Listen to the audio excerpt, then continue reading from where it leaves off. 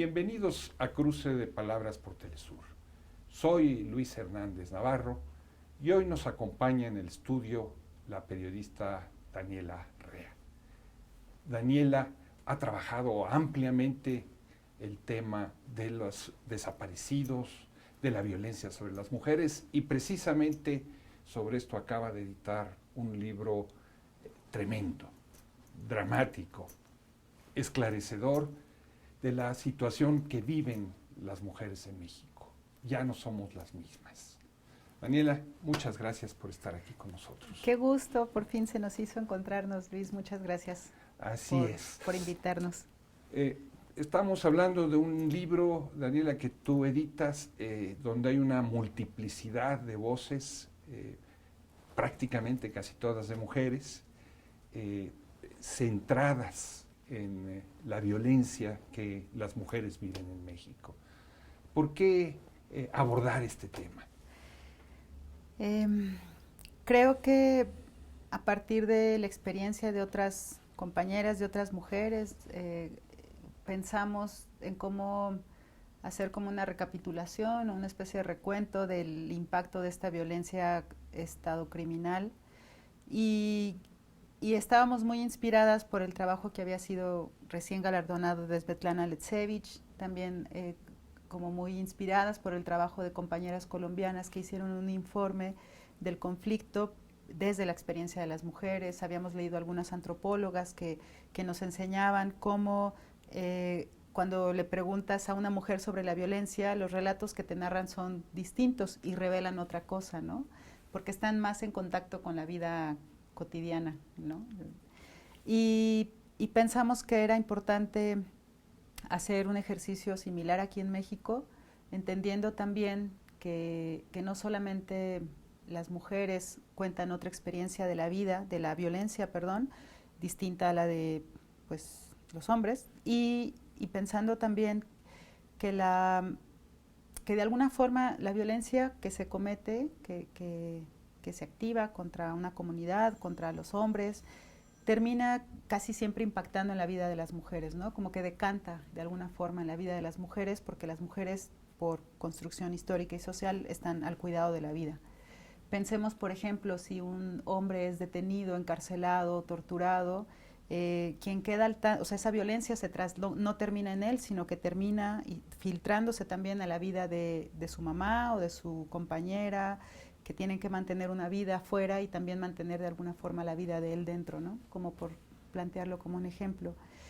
Y yo creo que pensándolo ahorita a la distancia, Luis, y invitada por tu pregunta, creo que también de alguna forma había una necesidad como de reencontrarnos entre nosotras y de compartir, pues, no sé, simplemente el sabernos que estamos ahí después de, para entonces, unos 10, 15 años más o menos de haber empezado a escribir sobre esta violencia reciente en México. El poeta Javier Sicilia bautizó a Ciudad Juárez como el epicentro del horror.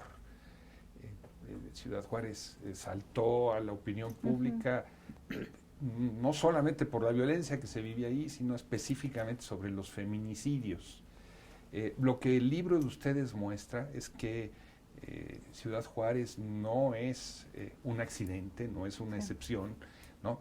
Sino lo que ustedes presentan es un mapa de casi todo el país, de cómo este horror sobre las mujeres está en toda la geografía. Eso ahorita que mencionabas a Sicilia, a quien le mandamos un saludo muy, muy afectuoso, cuando se hizo la caravana al norte, justo en el mayo del 2011, a raíz del homicidio de su hijo y sus otros 4 compañeros, cuando llegamos allá, uno de los activistas más reconocidos en Chihuahua nos dijo, hace 10 años nosotros caminamos de Ciudad Juárez a la Ciudad de México alertándoles de que nos estaban matando a nuestras mujeres, ¿no? Y dice, y ahora ustedes vienen de México, como a Ciudad Juárez, a decirnos que les están matando a todos, ¿no? Y se me hizo una imagen muy reveladora de cómo esta violencia se esparció por todo el país, ¿no? En el libro hay relatos de Guanajuato, Hay historias del Estado de México, de Chiapas, de Ciudad de México, de Veracruz, del norte del país, y nos faltaron muchos lugares, obviamente. Pero también era como, o sea, como una imagen muy fuerte y dolorosa a la distancia de decir, no los escuchamos, ¿no? No escuchamos cuando nos dijeron hace 10 años, nos están matando a las mujeres en Juárez, ¿no? Y creo que es importante que constantemente nos estemos recordando eso. Mataron a las mujeres en Juárez, no escuchamos, vimos esa violencia después en el Estado de México, no escuchamos, estamos viendo unos crímenes contra mujeres, particularmente en Guanajuato, ¿no? Entonces, no sé, pareciera ser que estamos ahí, no, que un poco necios o reacios a querer escuchar. Y espero que el libro, pues, no sé, convoque a eso, ¿no?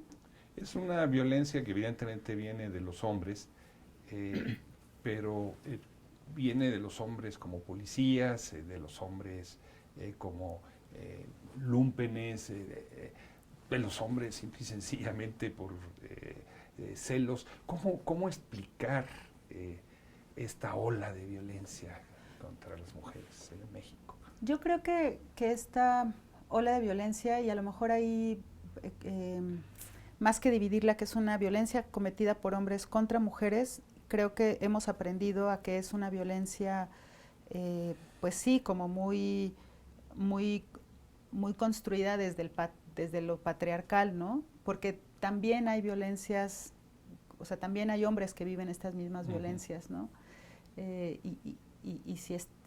Y creo que viene desde ahí. Nosotros lo pudimos entender un poco cuando hicimos el libro de La Tropa, ¿Por qué mata a un soldado?, con Pablo Ferri y Mónica González, y vimos que estos chavos, soldados que estaban cometiendo crímenes, en realidad habían vivido una serie de violencias previas, desde su construcción, desde lo que les valida como ser hombres, desde el poder que sufrieron y cómo aprendieron a someterse a ese poder, porque entonces después iban a poder ejercer ese mismo poder.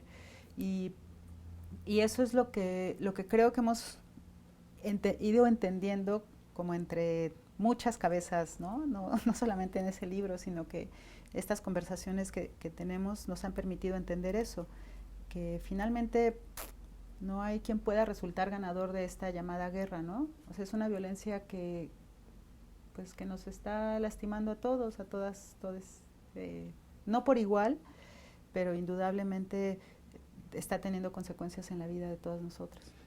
Daniela, en ocasiones yo como editor, cuando me presentan fotos de violencia, me parece que publicarlas es contraproducente, que generan un efecto de distancia en lugar de involucrarse.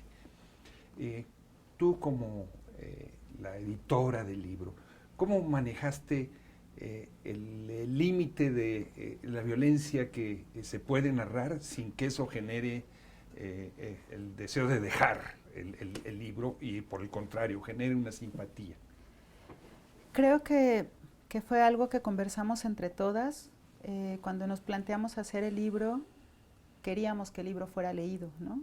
Que el libro fuera visto y que no abrieras el libro y vieras una foto o leyeras una historia y cerraras los ojos o voltearas la cara, porque eso es lo que hace una imagen así, ¿no? Hace que no quieras ver. Y lo que nosotras queríamos era que la gente quisiera ver y quisiera escuchar. Y creo que eso fue una decisión que tomamos entre todas, como platicarlo, incluso en uno de los textos más duros, que es el de Paula, porque hay una descripción de tortura. También pensamos que era necesario que se nombrara qué violencia, pero creo que esa violencia no está así puesta nomás, no está aventada a que la gente se exponga a ella, sino que está cobijada, pues, ¿no? Y creo que la otra cosa que nos permitió, que ayudó a esto, fue como estar muy atentas a las historias que contaban las mujeres, ¿no? Y ahí a lo mejor, si la pregunta es como por una decisión editorial, creo que la decisión editorial de todas fue: hay que escuchar bien, o sea, como con mucha atención qué es lo que nos están diciendo, ¿no? Y en ese sentido, hay un constante relato que va y viene entre el horror de la violencia, del desplazamiento, de la muerte, del feminicidio, y como una especie de terquedad por estar aquí, ¿no? Porque no nos queremos morir y porque lo que ellas hacen con todas sus acciones cotidianas es decir eso, queremos estar vivas. Y entonces yo creo que fue como poner mucha atención en ese ir y venir que tenían ellas en sus relatos, ¿no? Pienso en una maestra que habla del miedo que le da que sus alumnos la amenacen de encobijarla si le sigue diciendo que no sean narcos, en una zona rural en Sinaloa, y ese miedo y ese horror de la imagen de ella encobijada en un canal, pero también como que de pronto también habla de las ganas de estar viva, pues, ¿no? Y de llegar a casa con su hijo. Y pues eso está ahí como latente. A veces los periódicos o los periodistas tenemos, por un lado, la posibilidad de decir qué ver, pero a veces estamos muy sesgados en ello, ¿no? Y sirve para denunciar. El tema es cómo hacemos para que esto no termine siendo contraproducente y nos permita también querer seguir vivos y leyéndonos, ¿no? O escuchando las historias de las otras personas. El libro es una enorme sinfonía coral de muchas voces. Tú, por ejemplo, en uno de los capítulos del libro, recurres a la voz de las maestras, ¿no? De lo que le dicen los niños, desde los niños que juegan a ser narcos hasta las amenazas, como nos acaban de contar. ¿Cómo escoger estas voces? Ay, sí, hubo un proceso como de, o sea, vamos a poner atención en qué lugares se nota ese impacto de la violencia y qué relatos podrían contárnoslo.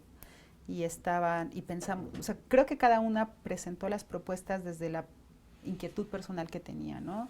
¿Qué significa ser activista cubriendo esto? ¿Qué significa ser funcionaria pública o policía de autodefensa mujer? ¿Qué significa ser maestra? O sea, tratar de educar a alguien cuando hay tanta desconfianza alrededor, ¿no? Es hasta contradictorio pedirle a un niño que confíe en la vida cuando todo lo contrario, cuando sucede alrededor todo lo contrario.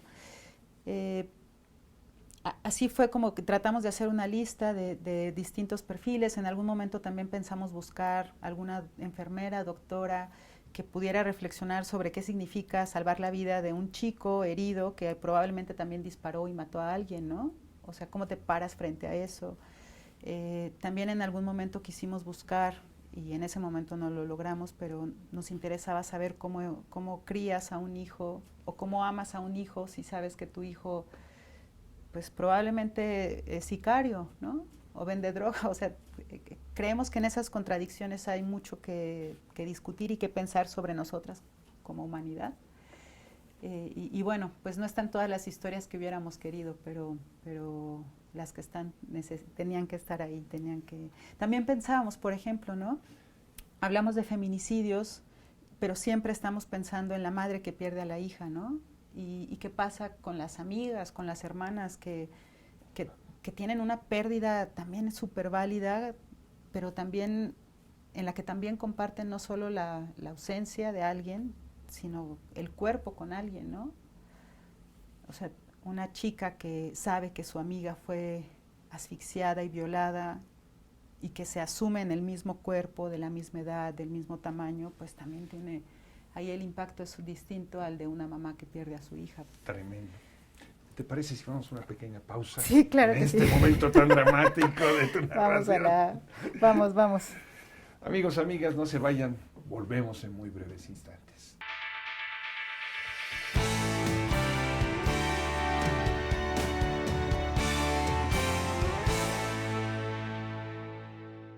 Estamos ya de regreso en este cruce de palabras, conversando con la periodista Daniela Rea sobre su libro Ya no somos las mismas, un mapa de la violencia feminicida y la violencia contra la mujer en México. Daniela, en las pinturas murales mexicanas clásicas, ¿no?, se cuenta nuestra historia a través de distintas imágenes, ¿no? eh, o episodios estelares. Diera la impresión de que el libro de ustedes es como una gran pintura mural, ¿no? Donde hay distintos trozos de esa realidad violenta ejemplificados con distintas técnicas, en fin. Eh, esta pintura mural, ¿qué tanto abarca de ese mundo de la violencia? ¿Qué tan representativa dirías tú que es? Uy, creo que es una parte, o sea, simplemente ahorita pensando en términos de las historias que no contamos, tampoco están las historias de las personas migrantes, por ejemplo, ¿no? Eh, creo que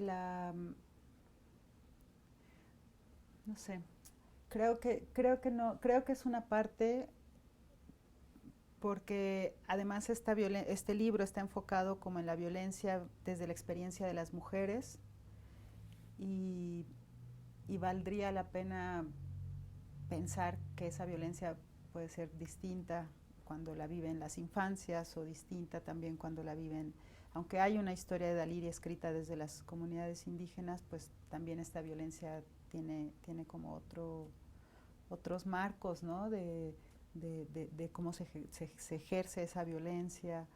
Y sí, yo creo que no hay o sea, yo creo que no hay manera como de que un libro abarque el horror de todos estos años.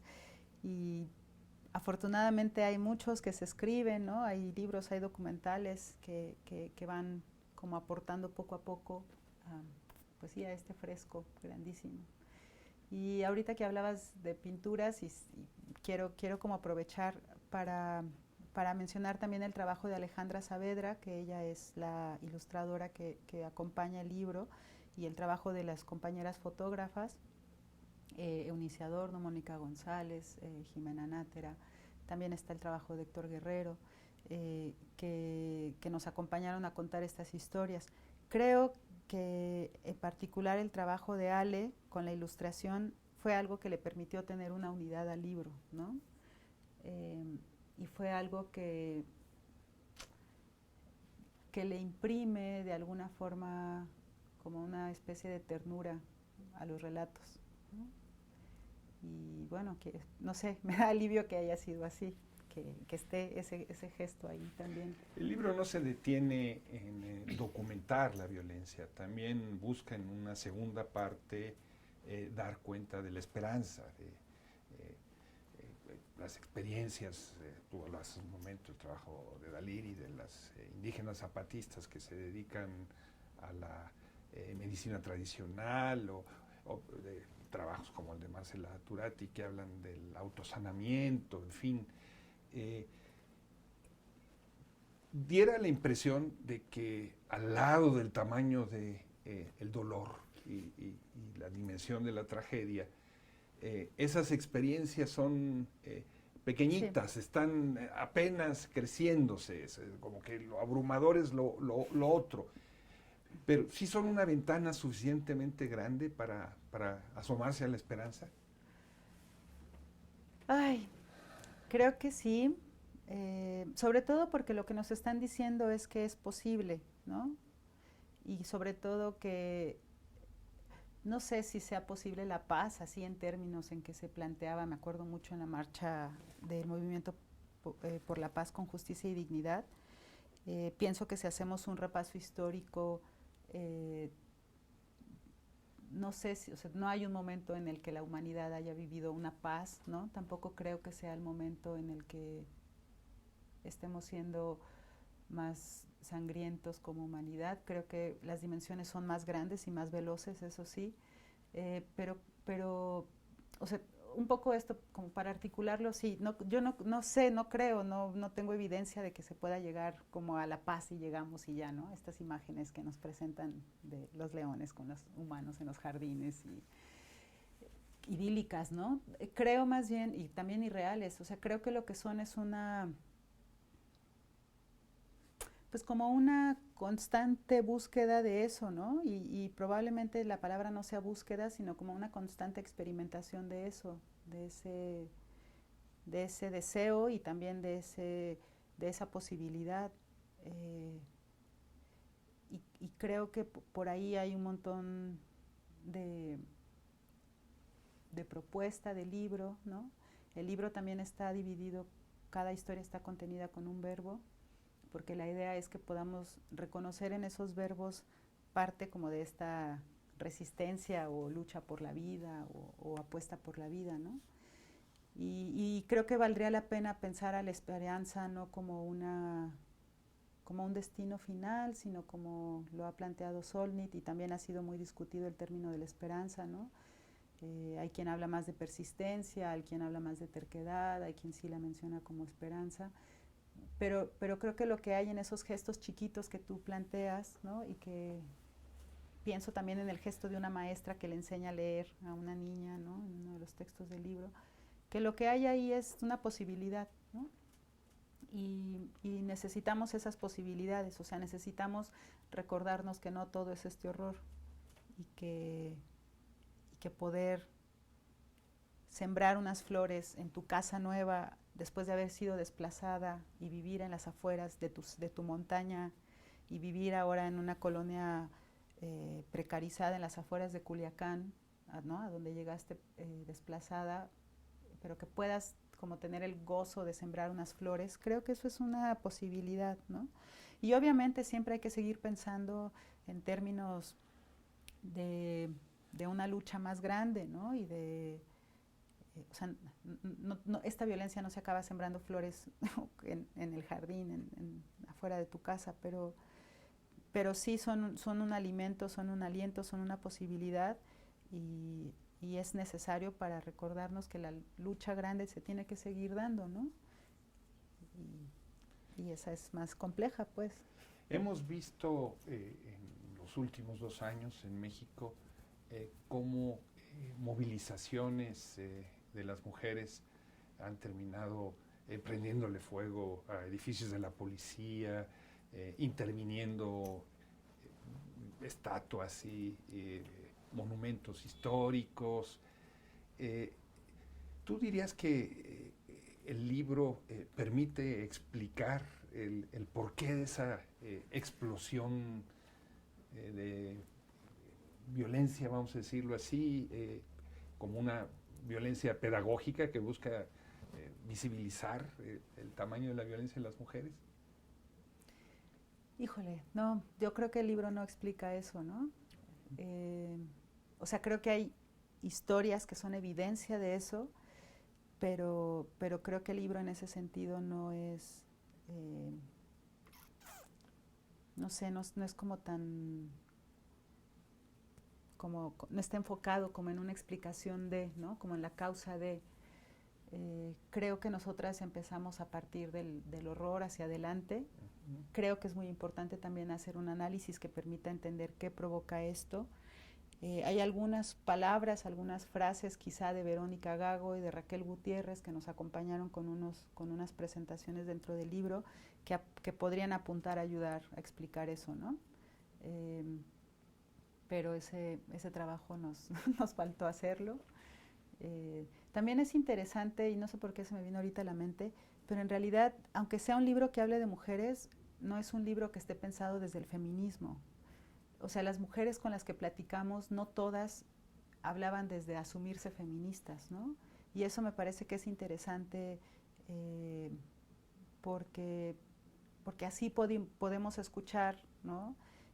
A las mujeres indígenas que no necesariamente se asumen como zapatistas, podemos escuchar a las mujeres de las que habla Paula, a las que a veces, o podemos escuchar también a madres a las que a veces el feminismo no ha cobijado, ¿no? Y eso me parece que es interesante porque su experiencia su experiencia parte de un ser mujer y no de asumirse como feministas, pues, ¿no? Y ahí yo lo veo como una invitación a que pensemos en feminismos que sean capaces como de abrazar todas estas historias, o a lo mejor esas historias no lo necesitan tampoco. En esa diversidad de voces, Daniela, hay, que son 15, 16 autoras. Ay, sí, somos como, sí, Más las fotógrafas, ilustradores, etcétera, etcétera, ¿no? de repente hay un uso reiterado de la primera persona para contar las historias, ¿no? Eh, es algo que en la lógica del nuevo periodismo estadounidense es muy normal, pero que en el caso del periodismo mexicano no necesariamente lo es. ¿Por qué esta reivindicación o por qué este uso de la primera persona? ¿Por ser mujeres? No, fíjate que creo, y eso tiene que ver como con una de las cosas que decía al inicio de por qué este libro, una de esas razones de por qué este libro tenía que ver con encontrarnos nosotras, y creo que tiene que ver como con una necesidad personal también de decir, así la hemos pasado, ¿no? O sea, no se trata de nosotras, pero a la vez de alguna forma sí se trata de nosotras, porque finalmente es un libro que también nos reúne como compañeras reporteras que hemos estado escribiendo sobre esto durante 15 años y que nos hemos equivocado mucho y que hemos sufrido rupturas, hemos sentido cómo esa violencia se filtra en nuestras propias vidas y creo que la reiteración o el uso de la primera persona en algunos textos creo que tiene que ver con eso, ¿no? Como con una necesidad también de contarnos desde cómo esa violencia también nos ha filtrado, ¿no? Creo que va por ahí. ¿Dónde conseguir el libro? Bueno, se puede encontrar en las librerías de uso, de las que les gusten, ¿no? También por ahí está pirateado en la red, entonces por ahí bueno, también se podrá leer algún robot de libros, creo que está. Daniela, bueno, muchísimas gracias. Que se lean estas que se lea el libro. Muchísimas gracias por estar con nosotros en este cruce de palabras. Muchas gracias, Luis, por ayudarnos a seguir pensando con tus preguntas. Y a ustedes, amigos, amigas, muchas gracias por su amable compañía. El día de hoy, ya saben, los esperamos la semana que viene aquí por Telesur. Hasta la próxima.